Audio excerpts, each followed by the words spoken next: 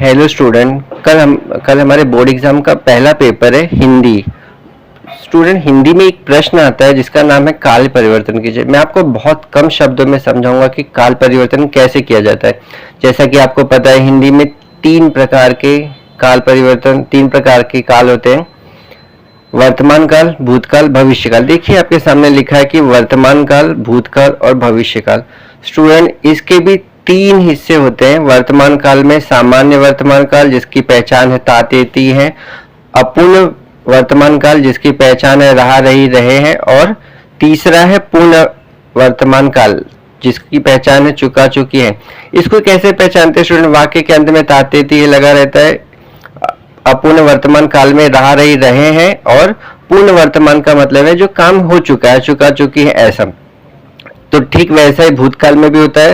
सामान्य भूतकाल जिसकी पहचान आया गया खाया पिया, अपूर्ण भूतकाल रहा रही रहे थे।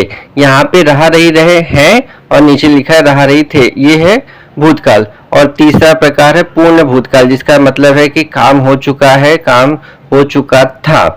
और तीसरा भी ऐसे ही है भविष्यकाल, सामान्य भविष्यकाल, अपूर्ण भविष्यकाल और पूर्ण भविष्यकाल।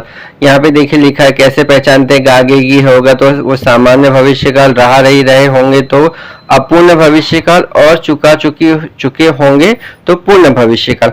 अब देखिए स्टूडेंट, यहाँ पे आपको समझाने के लिए एक उदाहरण लिखा है। वह पत्र लिखता है, ये क्या है? ये सामान्य वर्तमान काल है।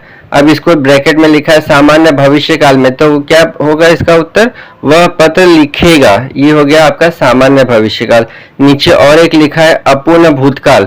अब यहाँ पे ऊपर आपने देखा अपूर्ण भूतकाल क्या है? रहा रही रहे थे होना चाहिए, तो वह पत्र लिख रहा था, ये आपका अपूर्ण भूतकाल हो गया। और पूर्ण का मतलब है काम हो चुका है। स्टूडेंट, लिखा है पूर्ण वर्तमान काल में वह पत्र लिख चुका है, ये आपका हो गया पूर्ण वर्तमान काल। तो इस तरह से कम शब्दों में काल परिवर्तन सीखे स्टूडेंट, और एग्जाम में इसी तरह आप उसको बदलिए, काल परिवर्तन कीजिए, और 1 नंबर का पूरा मार्क्स आपका सही होगा।